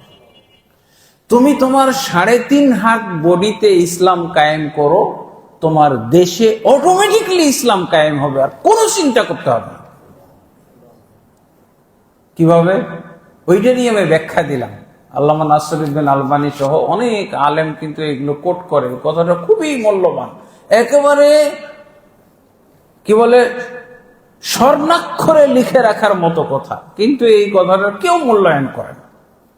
এত ঠান্ডা, এরা মনে করি ঠান্ডা কায়দায় আবার ইসলাম কায়েম হবে না, দিন কায়েম হবে। ঠান্ডা কায়দায় কোনো দিন কায়েম করা করি নাই। জ্বালাও, পোড়াও, ছারখার করে দাও, শহীদ, মারো, কাটো, ধরো, লাগাও মিছিল ইত্যাদি, এগুলো বলছে ঠান্ডা কায়দায়। আসলে তিনি কত একটা মাত্র বাক্য ব্যবহার করেছেন, আকিমিল ইসলামা ফি জাসাদিকা তাকুম লাকা দাওলা ইসলামিয়া। তুমি যদি তোমার 3.5 হাত বডির মধ্যে দিন কায়েম করে ফেলতে পারো, তাহলে অবশ্যই রাষ্ট্রে দিন কায়েম হয়ে যাবে। রাষ্ট্রটা কত? তিনটা ক্ষেত্র, আর আরেকটা ক্ষেত্র বাকি থাকে কি? রাষ্ট্রের দিন কায়েম। রাষ্ট্রের দিন কায়েম কে করবে? এটা আল্লাহ করবে, এটা আমাদের কাজ না। আমাদের দায়িত্ব হলো এই 3.5 হাত বডিতে ইসলাম কায়েম করা। অন্তরে করব, কিন্তু অন্তরে কি করব? ইসলামের ব্যাপারে অনেক মুনাফিকি গিজগিজ করছে অন্তরের মধ্যে। আমার কিসের ইসলাম? ইসলামকে আমি জাগাই দিতে পারিনি, ইসলামের মুনাফিকিকে জায়গা দিয়ে রেখেছি। ইসলামের নামে মুনাফিকি ভর্তি করে রেখে দিয়েছে। তাহলে দেখেন তো, যদি আপনি অন্তরে দিনটা কায়েম করেন, অন্তরের মধ্যে ঈমান, তাহলে ওই ব্যক্তি জীবনও এক ওয়াক্ত সালাতও ছাড়বে না। যদি আপনি অন্তরে সালাতকে আগে প্রতিষ্ঠিত করেন, কায়েম করেন, অন্তরে বিশ্বাস করে ফেলেন যে সালাত আল্লাহর বিধান, এগুলোর কারণে আবার সালাত কেন্দ্রিক ভয়ও আছে। যদি সালাত ছেড়ে দেয়, আল্লাহর দৃষ্টিতে আমি কাফের হয়ে গেলাম, আমি মৃত্যুদণ্ডের আসামি হয়ে গেলাম, আমার বেঁচে থাকারও অধিকার নাই। এতগুলো বিশ্বাস আপনার অন্তরে যদি থাকে সালাতের ব্যাপারে, তাহলে আপনি জীবনে সালাত ছাড়বেন? হ্যাঁ? আর সালাত যখন আপনি কায়েম করে ফেললেন, তাহলে ইসলামের খুঁটি। হাদিসে আমরাও তো বলি, একটা জয়ীফ হাদিস খুব প্রসিদ্ধ আমাদের সমাজে, আসসালাতু ইমাদুদ্দিন, মান আকামাহা আকামাদ্দিন, ওমান হাদামাহা ফাকাদ হাদামাদ্দিন। এটার সনদ দুর্বল। যে ব্যক্তি, সালাত হলো দিনের খুঁটি। এখন যদি কেউ দেখে এই বিল্ডিংটা পিলার করে না, বলতেছে 10 তলা ফাউন্ডেশন, কিন্তু পিলার ছাড়া যদি উঠানো শুরু করে, তো কি বলবে? আরে পাগল, তুই তো আগে মরবি। বিল্ডিং ওয়ালা তো আগে মরবে বিধ্বস্ত হয়ে। তো আমাদের উপরে এই ইসলাম বিধ্বস্ত হয়ে আমরা এখন মারা যাইছি, আমরা মরা। যেহেতু ইসলাম বুঝি নাই, আমরা ইসলামে ফাউন্ডেশন ছাড়া ইসলাম কায়েম করতেছি, তাহলে আমরা মারা গেছি না? মুসলমান এই জন্য তো নাই। আছে মুসলমান বাংলাদেশে আছে? কিভাবে বলবেন? আসেন, আপনি একটু যুক্তি দিয়ে বলেন, আপনি আপনার বিবেক দিয়ে বলেন, আপনার বুদ্ধি বিবেচনা দিয়ে বলেন তো, মুসলিম আছে বাংলাদেশে? 93% মুসলিম। তো মুসলমানদের কিতাব তো এইটা, সংবিধান এইটা। 93% মুসলমানের সংবিধান এইটা না? কিন্তু আর যে বাকি যে 7% থাকে, ওরাকে কি বলবেন? 7% যারা আছে, এরা কি ফেরেশতা? এদেরকে কি বলবেন? এই 7% আমাদের দেশ শাসন করতেছে। 7%-এর সংবিধান। এই যে এত দাড়িওয়ালা, এত টুপিওয়ালা অনেক লোককে দেখা যায় পার্লামেন্টে, দাড়ি টুপিও আছে, দাড়ি টুপি। আবার কিছু কিছু দেখা যায় মহিলা বোরকাওয়ালা, বোরকা পরে আছে, হিজাব পরে আছে। এক দাড়িওয়ালা বুড়া মানুষ বলতেছে, এরা হিজাব পরেছে, এটা দেখতে পাই না আমরা, দেখতেও চাই। বুঝেছেন? একটা বুড়া মানুষ, সে বলতেছে, এত সুন্দর কথা বলে মহিলাগুলো, কিন্তু দেখতে পাই না। খুব আফসোস হয় যে এই যে পার্লামেন্টে এতগুলো আছে, এতগুলো, তো এরা কি? এরা সব ওই 7%-এর দাস। 7% ফেরেশতা, কি বলবেন? এরা 7%-এর খাদেম। এগুলো সব 7%-এর খাদেম। কিসের ইসলামের খাদেম? এরা সব নামে মুসলমান। আর এদেরকে নির্বাচন যারা করেছে, ওরাও 7%-এর দাস। 93%-এর সঙ্গে আরে ভোটাভুটি তো লাগে না, কিসের নির্বাচন? নির্বাচন লাগে কেন? কেন নির্বাচন লাগলো? আর 7% কেন গেল? যে আমরা এত সহজ নিয়ম, ইমানটাকে, ইসলামটাকে অন্তরে কায়েম করে দেওয়া, আর কি মুখে বাস্তবায়ন করা, মুখে ঘোষণা দেওয়া, দাওয়াত দেওয়া, মানুষকে বুঝানো, আর আপনি নিজে বাস্তবায়ন করবেন। এই তিনটাই তো আপনার দায়িত্ব। আর চতুর্থ ক্ষেত্র সমাজ এবং রাষ্ট্রে এই দিন এবং ইমানকে কায়েম করে দেওয়া, এটা আল্লাহর দায়িত্ব। সূরা নূরের আয়াতে কি পড়লেন? এটা আল্লাহর ওয়াদা। আল্লাহ দান করবেন। কিভাবে দান করেন দেখলেন না? মুহাম্মদ সাল্লাল্লাহু আলাইহি ওয়াসাল্লাম জান নিয়ে পালিয়ে যাচ্ছে হিজরত করে, যে দেখেন চেয়ার খালি, রাষ্ট্রের চেয়ার খালি। এই যে গোড়াপত্তন হলো মদিনায়, ইসলামী রাষ্ট্রের প্রথম রাজধানীর চেয়ারে গিয়ে বসে গেলেন রাসূলুল্লাহ সাল্লাল্লাহু আলাইহি ওয়াসাল্লাম। আল্লাহু আকবার। এরপরে তো বাড়তেই থাকলো, তাই না? এইটা হলো সত্যিকার অর্থে যারা ইমান বুঝবে এবং ইমান চর্চা করবে, ইমান বাস্তবায়ন করবে, তাদের ক্ষেত্রে, এই ইমানদারদের ক্ষেত্রে আল্লাহ সাথে আছেন, সহযোগী, সাহায্যকারী। এটি হলো আসল কথা। কিন্তু দেখেন আমাদের বাস্তবতাটা কি? 93% মুসলিম মমিন, কিন্তু 7%-এর সংবিধান। আপনার যে সংবিধানটা ওরা চর্চা করতেছে এবং এই 300 জন বসছে, 300 জন বসে যে আইন কানুনগুলো করবেন, ওটা কি কোরআন? ওটা কি কোরআন? ওটা হলো শয়তানি সব চিন্তাধারা। শয়তান তাদেরকে যেটা যেটা বলে দিবে, এই আইনটা করবে, ওইটাই করবে। 7% যেটা পছন্দ করবে ওইটাই। তাহলে এখন আমাদের দায়িত্ব হলো দাওয়াত দেওয়া। এই দাওয়াতের অভাব, দাওয়াত নাই। এই 93% মুসলমান, এরা ইসলাম বুঝে না, ইমানও বুঝে না, কিচ্ছু বুঝে না। এই পার্লামেন্ট সদস্যরাও কিছুই বুঝে না, নাহলে এই 7%-এর দাসত্ব করতো? পারছে। এদের যদি এখনো সুমতি হয়, এখনো যদি ইমান বুঝে, এখনো যদি ইসলাম বুঝে, তো বলছে সবাই আগামীকালকে এই কোরআনটা নিয়ে যাবে। না, সব বাদ। কোরআন স্টাডি করি আর কোরআন থেকে আমরা নিয়মগুলো নিই, কোরআন থেকে নিয়মগুলো আমরা নিব। দুর্নীতির ব্যাপারে, চাঁদাবাজির ব্যাপারে কোরআনে কি নিয়ম আছে সেটা বাস্তবায়ন করি। আল্লাহু আকবার। শুধু জাকাতের ক্ষেত্রে কেউ যদি দুর্নীতি করে, জাকাতটা দিবে না, জাকাত ফরজ হয়ে গেছে, জাকাত দেওয়ার তার তারিখ হলো আজকে 10 তারিখ, জুলাইয়ের 10 তারিখ তার বছর পূর্তি হয়ে গেছে, জাকাত দেয় নাই। ইসলামের নিয়ম হলো, ইসলামের সংবিধান হলো যে 2 দিন তুমি লেট করেছো কেন, কোনো আমাদেরকে জানাও নাই, কোনো ইনফরমেশন ছাড়া 2 দিন লেট করেছো কেন, এই জন্য তোমার সম্পদের, পুরা সম্পদের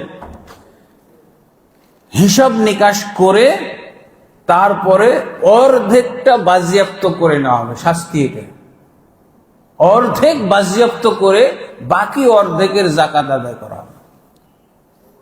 এইটা হলো, খালি 2 দিন দেরি করার কারণে, 1-2 দিন দেরি করেছে কিন্তু কোনো ইনফরমেশন দেয় নাই যে আমার লেট হচ্ছে, 1 দিন লেট হবে বা 2 দিন লেট হবে। এই হলো অবস্থা। আল্লাহ রাসূল সাল্লাল্লাহু আলাইহি ওয়াসাল্লামের এটা অর্ডার। তাহলে যারা দুর্নীতি করে, আল্লাহ রাসূল সাল্লাল্লাহু আলাইহি ওয়াসাল্লামের কাছে এক সরকারি কর্মচারী এসে বলছে, ইয়া রাসূলুল্লাহ, এটা হলো ওই যে জাকাতের মাল, আমি এটা জমা দিতে এসেছি, আর এটা আমাকে হাদিয়া দিয়েছে। এটা হাদিয়া দিয়েছে, আমাকে উপহার হিসেবে দিয়েছে। আল্লাহ রাসূল সাল্লাল্লাহু আলাইহি ওয়াসাল্লাম তার উপরে ক্ষেপে গেছে, দিয়ে তার কাছ থেকে ওটা কেড়ে রেখে দিয়েছে যে তুমি তোমার বাবার বাড়িতে থাকতে তখন দেখতাম কিভাবে তোমার কাছে হাদিয়াটা যায়, কেন তোমার কাছে হাদিয়াটা কোন সূত্রে আসলো, তুমি একজন সরকারি কর্মচারী, এই জন্য তো তোমাকে হাদিয়াটা দেওয়া হয়েছে। আর তুমি এই সরকারি কর্মচারী এবং জাকাতের আদায়কারী হিসেবে তোমাকে প্রেরণ করা হয়েছিল, অবশ্যই কোনো একটা স্বার্থে তোমার মন দুর্বল করার জন্য, তুমি যাতে যথাযথভাবে জাকাতের সম্পদ থেকে আদায় না করো, এই জন্য তোমাকে দুর্বল করার জন্য হাদিয়াটা দিয়েছে। কাজে এই হাদিয়া তোমার না। একটা সরকারি কর্মচারী কিসের সে আত্মসাৎ করবে?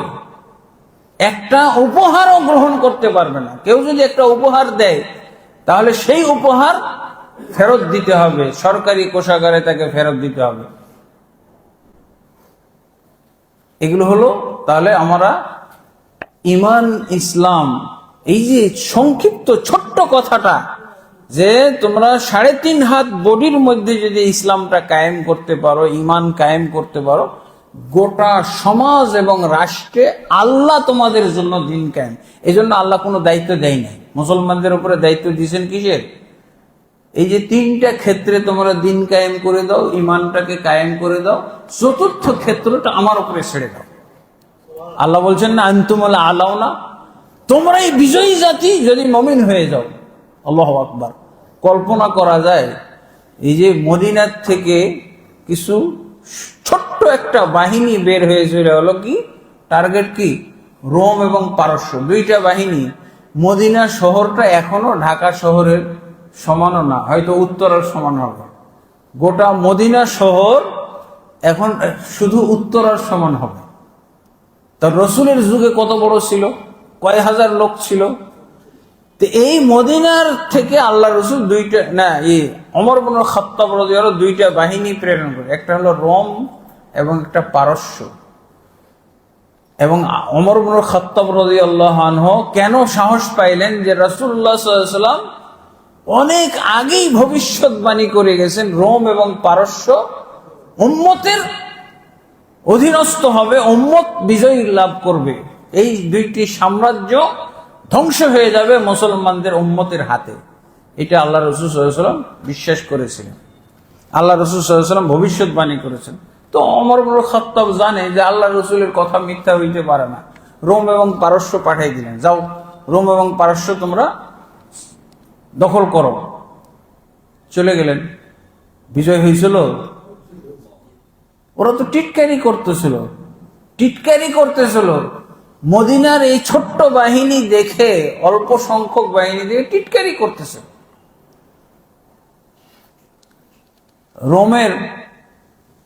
রোমের সেনাপতির নাম ছিল রুস্তম। এই রুস্তম ডাকলো সেনাবাহিনী, মুসলিম সেনাবাহিনী থেকে সেনাবাহিনীর প্রধানকে ডাকলো।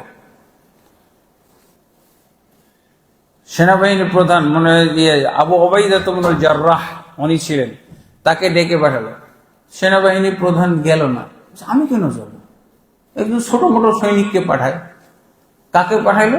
রেবিঈ বিন হেরাস, একজন তাবেঈ, তাকে পাঠাইলো। তো বলছে যাও তো ওই রোমের সেনাপতি কি বলবে, তো তুমি যাও তো। রেবিঈ বিন হেরাসকে পাঠাই দিল।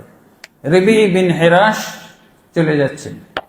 তার যে সেনাপতি, রোমের সেনাপতির যে রোমটা কত যে সাজসজ্জা, একেবারে লাল গোলাপের কি বলে লাল গালিচা পাতানো আছে তার সামনে। তো রেবিঈ বিন হেরাস তিনি একাই চলে গেলেন, কোনো সাথে লোকও নিলেন না, ঘোড়াতে চলে। ঘোড়া নিয়েই ঢুকে গেছে ভিতরে, ঘোড়া নিয়ে ভিতরে। এই থামো, এই ঘোড়া দূরে রাখো, আর এত ময়লা জামা কাপড় পরে আসছি তুমি সেনাপতির সাথে দেখা করতে, কোনো পরোয়া নাই। ডাকছে না, আমি ওনার মেহমান, আমি যাব। ওইভাবেই চলে গেছে। তো বলছে ও নাছর বান্দা, বলছে আমি এভাবেই ঢুকবো, ঢুকে গেছে। পরে তোকে জিজ্ঞেস করে, এই তোমরা এই কয়টা মানুষ মদিনার থেকে কি জন্য আসছো, তোমরা আসার উদ্দেশ্যটা কি বলছে? বলছে নাহনু কওমুন ইবতাআসানাল্লাহ, আমরা জেনতেন লোক না তো, আমরা আল্লাহর বাহিনী, আল্লাহ আমাদেরকে প্রেরণ করছে, আমরা আসছি। কি করতে আসছি? লিনুখরিজা নাসা মিন ইবাদাতিল ইবাদি ইলা রাব্বিল ইবাদ। মানুষের যে দাসত্ব চলছে, মানুষের দাসত্ব চলছে, এই মানুষের দাসত্ব থেকে তাদেরকে ফিরিয়ে আল্লাহর দাসত্বে আমরা নিয়ে যেতে চাই। ওয়ামিন জাওরিল আদিয়ান ইলা আদলিল ইসলাম, এবং এই যে বাতিল দিন ধর্ম যেটা তোমরা পালন করতেছো, এই বাতিল দিন ধর্ম থেকে মানুষকে বের করে ইসলামের শাশ্বত, ইসলামের এই ন্যায়নিষ্ঠ ধর্মের তাদেরকে আমরা প্রবেশ করানোর জন্য এসেছি। কি বলছে? আমাদেরকে আল্লাহ প্রেরণ করেছে। আল্লাহ প্রেরণ করলে আর আমাদের কোনো ভয় আছে? আল্লাহর বাহিনী, আমরা আল্লাহর বাহিনী, আমরা এসেছি আল্লাহর বান্দাদেরকে আল্লাহর ইবাদতে ফিরিয়ে নিয়ে আসবো। এরা দাসত্ব করে, যে আপনার দাসত্ব করতেছে না, এগুলো আমরা বন্ধ করব। মানুষের ইবাদত করতে পারবে না। মানুষকে যে আল্লাহ সৃষ্টি করেছেন সেই আল্লাহর ইবাদতে তাদেরকে ফিরিয়ে আমরা নিয়ে যাব।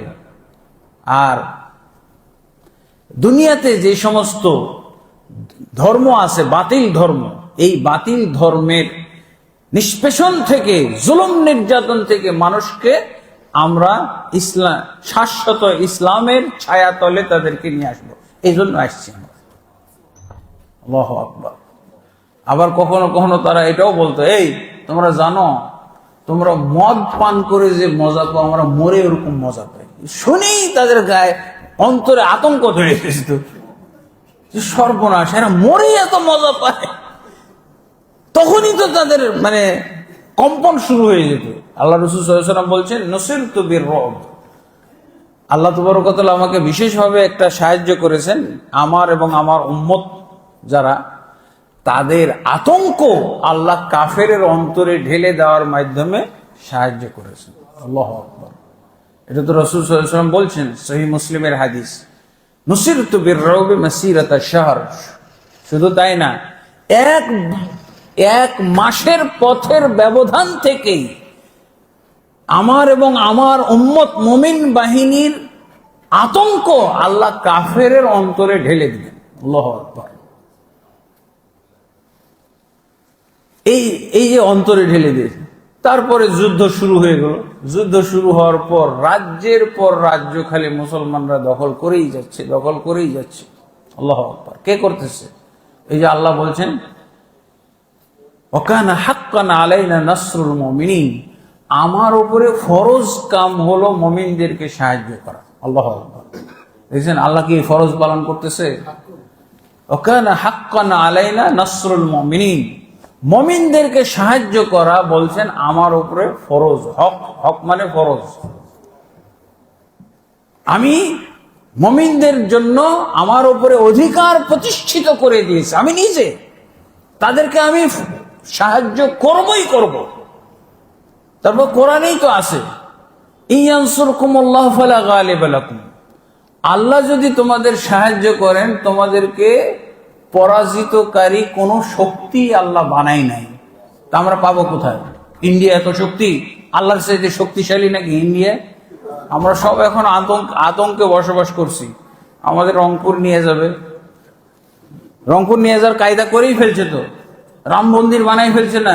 এই রাম মন্দিরটা ভাঙার আর সাহস নাই, আমাদের সেনাবাহিনীর নাই, সরকারের নাই, রাজনীতিবিদদের নাই। খালি রাজনীতিবিদরা খালি বড় বড় কথা বলতে পারে, রাম মন্দির ভাঙতে পারবে? রাম মন্দির ভেঙে ফেলে এখন বলতেছে যে আমাদের তো রংপুর নিয়েই ফেলছি, আমরা রাম মন্দির বানাই ফেলছি, এখন ভাঙতে পারবে? ভাঙার কারো সাহস নেই, কেউ ভাঙতে, খালি খামাখা মিটিং মিছিল চলতেছে। রাম মন্দির আর ভাঙতে পারতেছে না। পরিকল্পনা, এটাই নাকি পরিকল্পনা, দেশ দখলের পরিকল্পনা। মন্দির এবং মুসলিম, হিন্দু মুসলিম দাঙ্গা লাগাই দিয়ে তারপরে তখন এসে দখল করবে। এটা হলো, এটাই করেছে বিভিন্ন জায়গায়। ইন্ডিয়া হায়দ্রাবাদ দখল করেছে, আর কি কি সিকিম দখল করছে, কাশ্মীর, আরো অনেক জায়গায় দখল। এখন বাংলাদেশকে দখল করার জন্য পায়তারা শুরু করেছে, নাউজুবিল্লাহ। তো অবশ্যই এখন আমাদের কোথায় ঘাটতি হয়ে গেছে?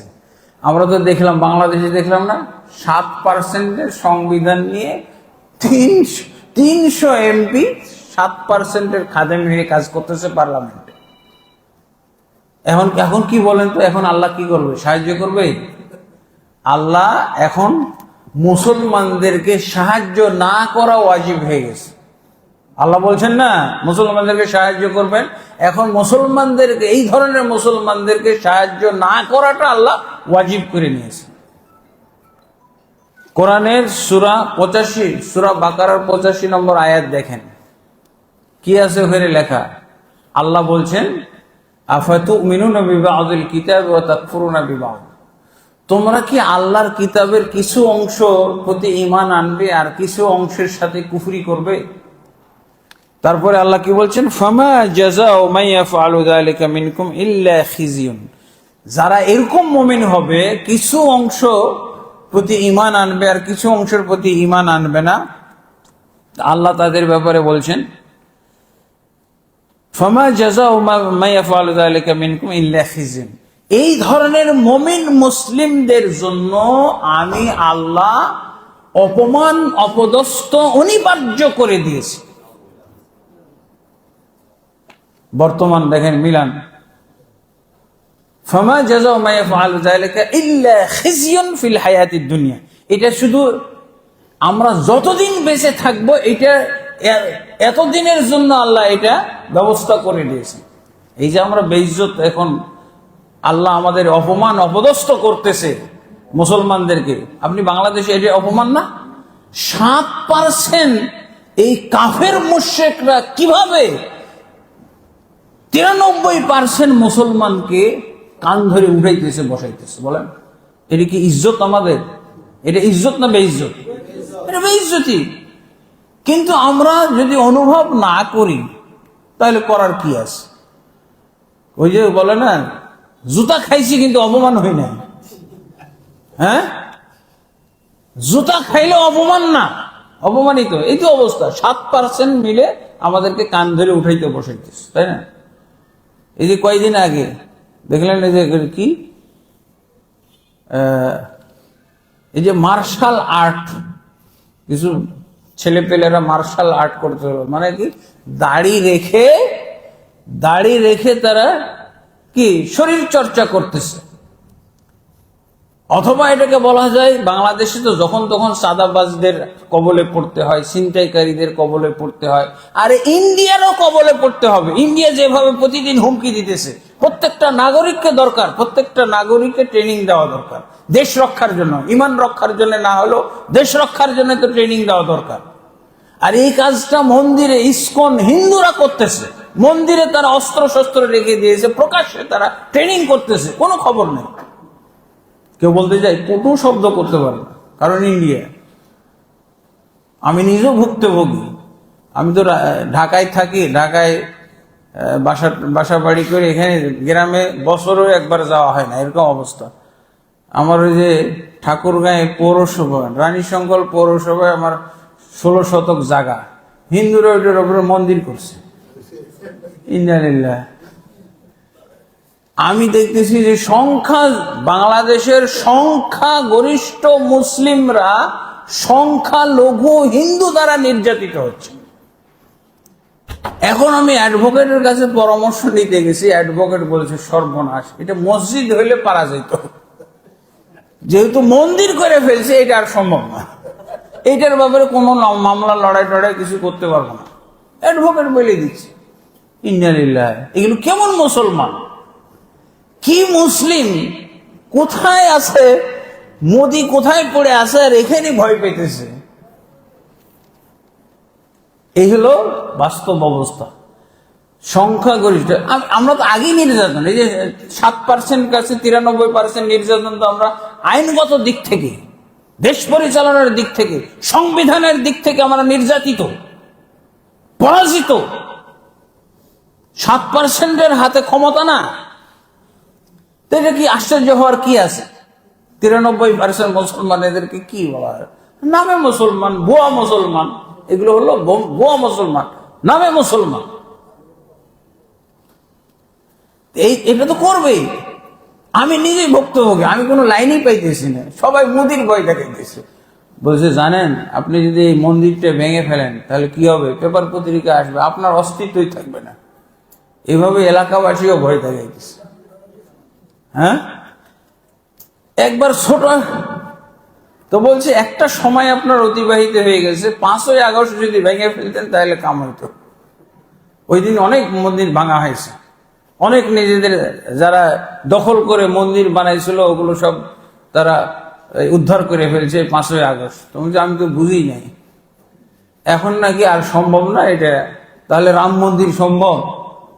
রাম মন্দির তো ডাইরেক্ট কি ইন্ডিয়ার হাই কমিশনার উদ্বোধন করে গেছে, এটা আর সম্ভব? কেউ পারবে না। এখন দেশেই নাকি রংপুরের সব মুসলমানটিকে ঢাকায় পাঠাই দিবে, চট্টগ্রামের সব মুসলমানগুলোকে। এটা সম্ভব, খুবই সম্ভব। ইমান হারাতো, বেইজ্জতের, এখন বেইজ্জতির পর্ব চলতেছে, মুসলমানদের মমিনদের বেইজ্জতির ইতিহাস চলতেছে। বেইজ্জতির ইতিহাস আপনার মেনে নিতে হবে। আর যদি আপনি ইজ্জতের ইতিহাস ফিরিয়ে চান তাহলে ঈমান আনতে হবে। কয় জায়গায়? মাত্র 3 জায়গায়। 3 জায়গাতে আপনি খালি ঈমান প্রতিষ্ঠিত করেন, আপনার ভিতরে যে শক্তি অনুভব করবেন, যে সাহস অনুভব করবেন, মানে কল্পনাই করা যায় না, কল্পনাই করা যায় না। এই শক্তি আর সাহস দেখছেন রেবেই বিন হেরাস কি করলো?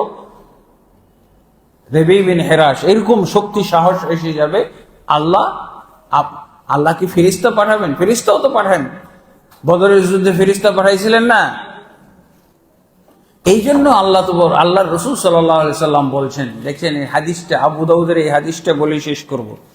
আল্লাহ রাসূল সাল্লাল্লাহু আলাইহি সাল্লাম এরকম একটা অবস্থা যখন মুসলমানদের জয়কার, জয়ের ইতিহাস, বিজয়ের ইতিহাস, কোনো হারার কথা নাই, পরাজিত হওয়ার কথা না, এরকম এক সময় আল্লাহ রাসূল সাল্লাল্লাহু আলাইহি সাল্লাম একটা ভবিষ্যৎবাণী ছেড়ে দিলেন। সৌবান রাদিয়াল্লাহু আনহুর হাদিসে আছে, রাসূলুল্লাহ সাল্লাল্লাহু আলাইহি সাল্লাম হঠাৎ করে এই কথাটা বললেন, ইউশিকু আন তাতাদা আলাইকুমুল উমাম কামা তাতাদা আল আকালাতু আলা কাসাতিহা।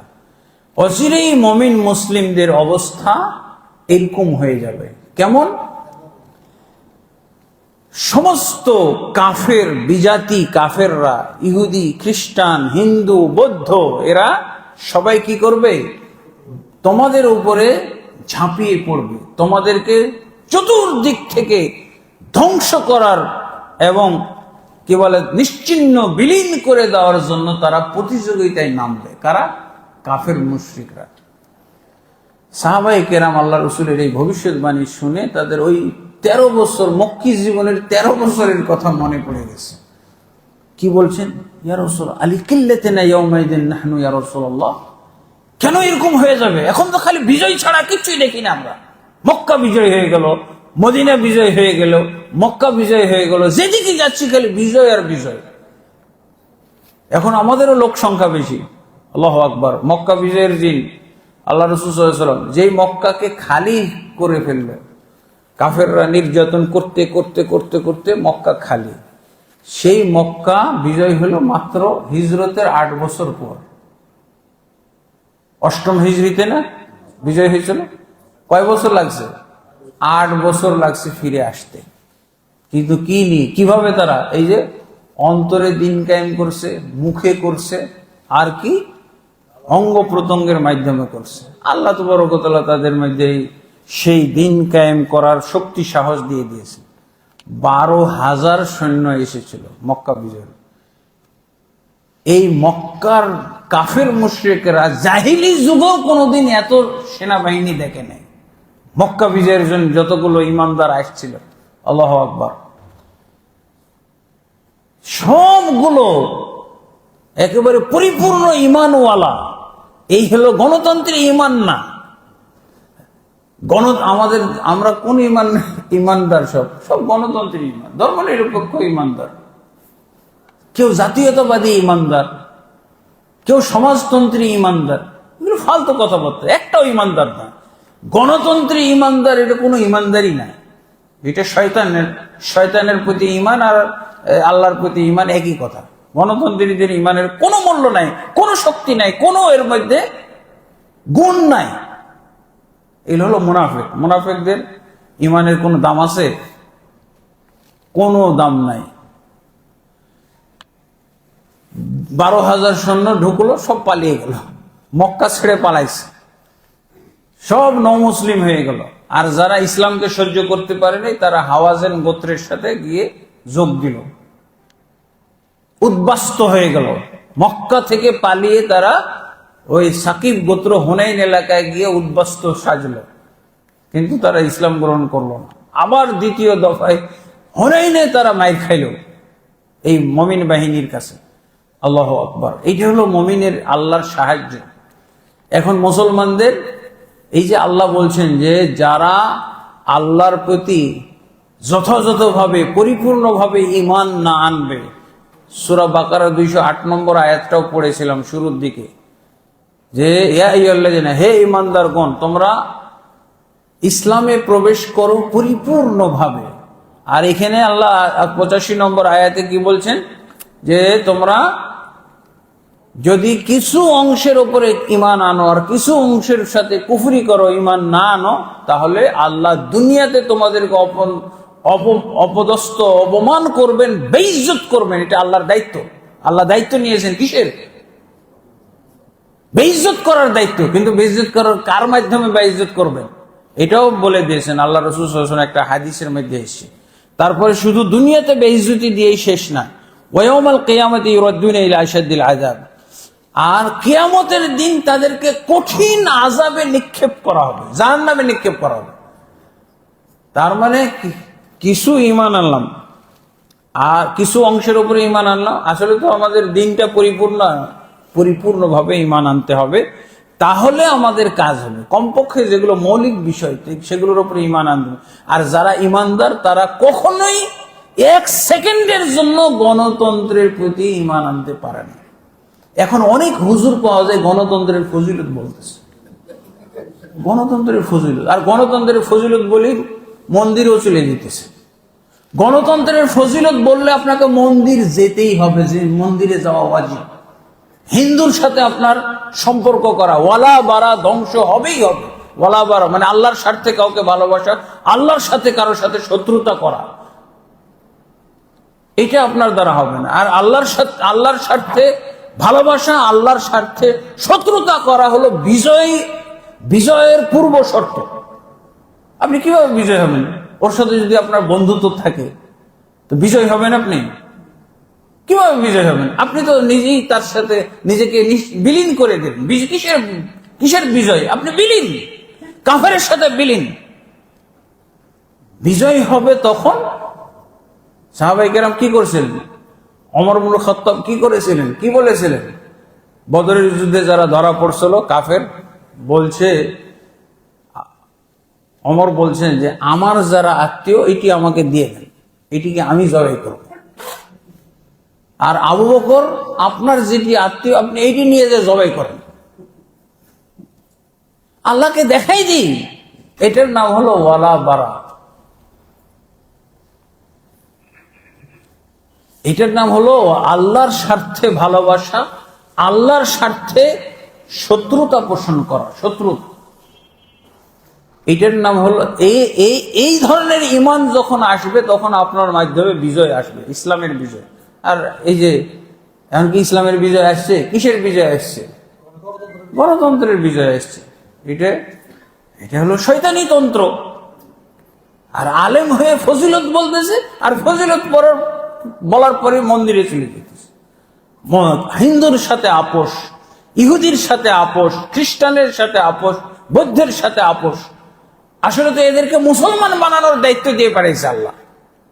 মুসলমান বানানোর দায়িত্ব আল্লাহ রাসূল সাল্লাল্লাহু আলাইহি ওয়াসাল্লাম যখনই জানতেন যে এটা মুশরিক, তখনই আল্লাহ রাসূল সাল্লাল্লাহু আলাইহি ওয়াসাল্লামের ডিউটি হয়ে যেত একে ইসলামে প্রবেশ করানো। আর গণতন্ত্রের মাধ্যমে কাউকে ইসলামে দাওয়াত দেওয়া হলো হারাম। গণতন্ত্রে কি এখানে হলো তার ধর্মীয় অধিকার আছে, কাফের হওয়ারটা অধিকার আছে, তার কাফের থাকা, মুশরিক থাকা, তার রাম মন্দির বানানো, হ্যাঁ, এগুলো তার অধিকার। সে আল্লাহকে গালি দিবে, এটাও তার অধিকার। রাসূলকে গালি দিবে, ইসলামের বিরুদ্ধে কটাক্ষ করবে, এটা তার অধিকার। গণতন্ত্রী রাষ্ট্রে এগুলো সব অধিকার। বাক স্বাধীনতা, কর্ম স্বাধীনতা, জিনা ব্যভিচার সব সে করতে পারবে। ঈমান ইসলাম এদের জন্য অপমান, অপদস্থ আল্লাহ লিখে রেখেছেন, এবং কার মাধ্যমে করবেন এটা আল্লাহ রাসূল সাল্লাল্লাহু আলাইহি ওয়াসাল্লাম ব্যাখ্যা করে দিয়েছেন যে মা নাকাযু আহদাল্লাহি ওয়া আহদা রাসূলিহি। ইবনে মাজার এই আয়াতগুলোর তাফসীর আপনি 4019 নম্বর হাদিস ইবনে মাজাহ, এখানে বলে দিয়েছেন যে ওয়ালাম ইয়ানকুযু আহদাল্লাহি ওয়া আহদা রাসূলিহি ইল্লা সাল্লাল্লাহু আলাইহি ওয়া আদওয়া মিন গায়রিহি ফাখাযু বাযামা আলাইহিম। আল্লাহ রাসূল সাল্লাল্লাহু আলাইহি ওয়াসাল্লাম বলছেন, যখন মুমিন মুসলিমরা আল্লাহর এবং আল্লাহর রাসূলের সাথে ওয়াদা ভঙ্গ করবে। আল্লাহ কবে ওয়াদা করলেন আমার সাথে? আল্লাহর ওয়াদাটা কি আমাদের সাথে? আল্লাহর ওয়াদা হলো আমরা আল্লাহর ইবাদত করব। ওমা খালাকতুল জিন্না ওয়াল ইনসা ইল্লা লিয়াবুদুন, আমি জিন ইনসান তৈরি করেছি শুধু আমার ইবাদত করবে। এছাড়া আর আল্লাহর ওয়াদা আমাদের সাথে কি আছে? আল্লাহর আর কোনো চুক্তি আছে? রসুলের সাথে আমরা চুক্তি ভঙ্গ করব। রসুল সাল্লাল্লাহু আলাইহি ওয়াসাল্লামের আমরা যদি আনুগত্য, রসুল সাল্লাল্লাহু আলাইহি ওয়াসাল্লামের যদি অনুসরণ আনুগত্য না করি, যদি রসুল সাল্লাল্লাহু আলাইহি ওয়াসাল্লামকে আমরা উপেক্ষা করি, তাহলে কি হবে? আল্লাহর রসুল সাল্লাল্লাহু আলাইহি ওয়াসাল্লাম বলছেন, সাল্লাল্লাহু আলাইহিম আদুওয়াহুম, আল্লাহ তাবারক ওয়া তাআলা মুমিন মুসলিমদের যারা শত্রু হবে তাদেরকেই যাতে বুঝতে পারে, তারা অপমানটা যেন বুঝতে পারে, অপদস্থ হওয়াটা যেন বুঝতে পারে, আল্লাহ এই মুমিন মুসলিমদের যারা শত্রু তাদেরকে আল্লাহ চড়াও করে দিবেন এই মুসলমানদের উপরে। আর কি করবে? তাদেরকে হত্যা করবে এবং তাদের দেশের সম্পদ লুণ্ঠন করে নিয়ে যাবে। একবার তো লুণ্ঠন করেছে, ইন্ডিয়া নিয়ে যায় নাই, আমাদেরকে পাকিস্তানের সাথে সম্পর্ক ছিন্ন করাই দিয়েছে, আমাদেরকে নাকি বিজয় এনে দিয়েছে। পাকিস্তানের সাথে সম্পর্ক ছিন্ন করে দিয়ে আমাদের বাংলাদেশের সব দামি দামি সম্পদগুলো নিয়ে গেছে। কত যেন 13 বিলিয়ন ডলারের সমমূল্য সম্পদ নিয়ে চলে গেছে হিন্দুরা। আমাদের মুসলমানদের এক অংশকে পরাজিত করে দিল। তুমি এত ভালো মানুষ, তো আমাদের সম্পদগুলো রেখে গেলে না কেন? এই জন্য মেজর জলিলকে কিন্তু বন্দী হইতে হয়েছিল, ওইগুলোর প্রতিবাদ করেছেন। তাকে জেলে বন্দী করা হয়েছিল মেজর জলিলকে। তুমি এগুলোর প্রতিবাদ করো না, ওরা আমাদের বিজয় এনে দিয়েছে, তারা নিয়ে যায় যে যাক। ইন্না লিল্লাহি ওয়া ইন্না ইলাইহি রাজিউন।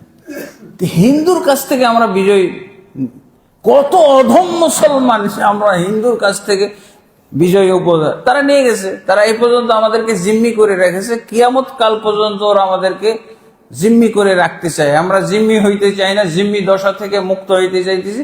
এখন নাকি দখল করবে, রংপুর দখল করবে, কি বলে আর কি খুলনার দখল করবে, আবার এদিকে চট্টগ্রাম দখল করবে। এই হলো আমাদের বন্ধু মানুষ, আমাদেরকে বিজয় এনে দিয়েছে। এখন জিম্মি না থাকলে তোমাদের এই দেশগুলো দখল করে ফেলবো, এগুলো বলছে। নাউজুবিল্লাহ। তো মুসলমানদের তাহলে আল্লাহ কি বলছেন? শত্রু, মুসলমানদের যারা শত্রু হবে তাদেরকে দিয়ে এই মুসলমানদেরকে শায়েস্তা করা হবে। মায়ানমারে কি হলো? মুসলমান সাফ করে দিয়েছে না? ওরা কারাম মুসলমানদের শত্রু না? বৌদ্ধ দ্বারা কেমন তাদের ইসলাম চেক করে যায়, দেখেন তাদের অন্তরে দিন আছে কিনা, তাদের মুখে দিন আছে কিনা, তাদের অঙ্গে প্রত্যঙ্গে দিন আছে কিনা। অবশ্যই পাওয়া যাবে না। আমি ইন্ডিয়া বেড়াইতে গেছিলাম 23-এ। আমার খুবই দেশটা ঘুরতে আমি খুবই সংকীর্ণতার মধ্যে ছিলাম। খাওয়া পান করা কিচ্ছু ভালো লাগতো না। ওই আত্মীয়দের বাড়িতে গিয়ে হোটেল কোথাও এত নোংরা পরিবেশ, এত জঘন্য। আর মুসলমানদের মধ্যেও দেখলাম নমনীয়তা। মনে হচ্ছে যে হিন্দুরা যতটুকু হিন্দুদের সাথে সম্পর্ক রাখার জন্য, সুন্দর সম্পর্ক রাখার জন্য তারা ইসলামের অনেক কিছু ছাড়ছুড় দিয়ে মনে হচ্ছে এমনটা যে আমরা আগের থেকেই পরাজিত ভাবসাব। হিন্দুরা যতটুকু সাপোর্ট করবে মনে হয় অতটুকু ইসলাম আমরা মানছি, এরকম অবস্থা। এখন দেখেন কিভাবে চড়াও হয়ে গেল। এই যে বিজেপি এখন মুসলমানদের উপরে কিভাবে চড়াও হয়েছে। আর এটা কি আল্লাহ তো বলছেন তাদের শত্রুদেরকে আমি চড়াও করে দেব, তো হিন্দুদেরকে মুসলমানদের উপরে চড়াও করে বলে। এখন আপনি খোঁজ নিয়ে দেখেন, এই আমি ইসলামকে আমরা ঠিক মতো বুঝেছি কিনা, ইমান আমরা ঠিক মতো বুঝেছি কিনা, সেই ইমান অনুযায়ী আমরা চলতেছি কিনা, এইগুলো আল্লাহ তো বড় কথা। আমাদের দেশের উপরই আপনি কিয়াস করেন, আমরা 93% মুসলমানের দেশে কিভাবে আমরা পরাজিত জীবন যাপন করতেছি। নাউজুবিল্লাহ। আপনি এর চেয়ে বেশি হয়তো গণতন্ত্রের বিরুদ্ধে কথা বলতে পারবেন না আপনি। তো আল্লাহ তাবারক ওয়া তাআলা আমাদেরকে বুঝার তৌফিক দান করুন। তাহলে এটা হলো এখন আমরা কি রেজাল্ট পাইলাম, যে এখন আমরা দুনিয়াতে যে মুমিন মুসলিম বসবাস করতেছি, এই মুমিন মুসলিমরা কি আল্লাহর সাহায্য প্রাপ্ত হচ্ছে? আল্লাহর অসহযোগিতার মধ্যে এখন আমরা বসবাস করছি। আল্লাহ এখানে হাদিসে কি বললো? সাল্লাল্লাহু আলাইহিম, আল্লাহ এই ধরনের খবিস মুমিন মুসলিমদের উপরে তাদের শত্রুদেরকে চড়াও করে দিবেন। এটাই তো সত্য। আল্লাহ রসুলের কথা সত্য না? আল্লাহর বাণী সূরা বাকারার 85 নম্বর আয়াত এবং সুনান ইবনে মাজার হাদিস কি বলে? যে আল্লাহ নিজে চড়াও করে দিবেন। কারণ কি? আল্লাহ তাবারক ওয়া তাআলা কাফেরদের ক্ষেত্রে বলছেন ওদেরকে দুনিয়ায় দিয়ে তিনি পরিশোধ করবেন, দুনিয়ায় যা চাই দিয়ে দেবেন, কিন্তু আখেরাতে তাদের জন্য কিছুই নাই। আর এই কাফের মুশরিকরা কিন্তু ঠিকই বুঝে। একজন ইহুদি বলছিল, এটা বলে আমি শেষ করব, একজন ইহুদি এবং মুসলিম ঝগড়া লাগছিল। তো বলছে যে দেখো, আমাদের নবী বলে গেছে তোমাদেরকে আমরা এক সময় কচু কাটা করব, সুযোগ আসতেছে, সামনে সুযোগ আসবে, তোমাদেরকে কচু কাটা করব। সেই ইহুদি বলছে যে আমরা সেটা জানি। কখন? সেটা হলো যখন তোমাদের মসজিদগুলোতে জুমার নামাজে যেমন মুসল্লি হয়, ফজরের নামাজে যেদিন এরকম মুসল্লি হবে সেদিন। দেখেন, ইহুদিরও একটা এলেম আছে, গবেষণা আছে, প্রকৃত ওরা জানে যে এগুলো সব ভুয়া মুসলমান, এগুলো কচু কাটা করার জন্য আল্লাহর কোনো সাহায্য পাবে না, এদের জন্য কোনো সাহায্য নেই। ঈমান গঠনের সময় আল্লাহ কিছু শাস্তি তাদেরকে দিয়ে দিয়েছেন, কিন্তু ঈমান পোক্তা শক্তিশালী হয়ে যাওয়ার পর শুধু বিজয় আর বিজয়। কিন্তু আমরা এখন আবার ওই ভেজালওয়ালা মুসলমান, ভেজাল ঈমানদার হয়ে গেছি, যার জন্য আল্লাহ সাহায্য টেনে নিয়েছেন। এখন আল্লাহর সাহায্য প্রাপ্ত হইলে আবার আমাদেরকে দিনে ফিরে আসতে হবে, ঈমান যথাযথভাবে বুঝতে হবে। যেভাবে আজকে আমরা ঈমানের ব্যাখ্যা দিলাম, সংজ্ঞার ব্যাখ্যা দিয়েছি, এই সংজ্ঞার ব্যাখ্যা বর্তমান প্রেক্ষাপটের সাথে মিলিয়ে আপনাদের কাছে আমি স্পষ্ট করার চেষ্টা করেছি। আল্লাহ তাবারক ওয়া তাআলা আমাদের সবাইকে ঈমান ইসলাম বুঝে পালন করার, বাস্তবায়ন করার এবং দাওয়াত দেওয়ার আল্লাহ তাবারক ওয়া তাআলা আমাদেরকে তৌফিক দান করেন। যেই ঈমান ইসলামের বর্ণনা আজকে দিলাম, এটার দাওয়াত কিন্তু নাই, দাওয়াত নাই বললেই চলে। দাওয়াত আমাদেরকে এভাবেই দিতে হবে। এই ভুয়া মুসলিমকে সত্যিকার মুসলিম আমাদের বানাইতে হবে। গণতন্ত্রী মুসলিমদেরকে, সমাজতন্ত্রী মুসলিমদেরকে, জাতীয়তাবাদী মুসলমানদেরকে অবশ্যই কোরআনিক মুসলমান বানাইতে হবে। কোরআনিক বলতে হলো কোরআন সুন্নাহ ভিত্তিক মুসলমান বানাইতে হবে। এইসব আবল তাবল মুসলমান দিয়ে কোনো কাজ হবে না। আল্লাহ আমাদেরকে বুঝার তৌফিক দান করুন। আল্লাহুম্মা আমিন। আস্তাগফিরুল্লাহ লি ওয়া লাকুম ওয়া লিসাইরিল মুসলিমিন ফাস্তাগফিরুহু ইন্নাহু গফুরুর রহিম। সুবহানাকাল্লাহুম্মা ওয়া বিহামদিকা আশহাদু আল্লা ইলাহা ইল্লা আনতা আস্তাগফিরুকা ওয়া আতুবু ইলাইক। আসসালামু আলাইকুম ওয়া রাহমাতুল্লাহ।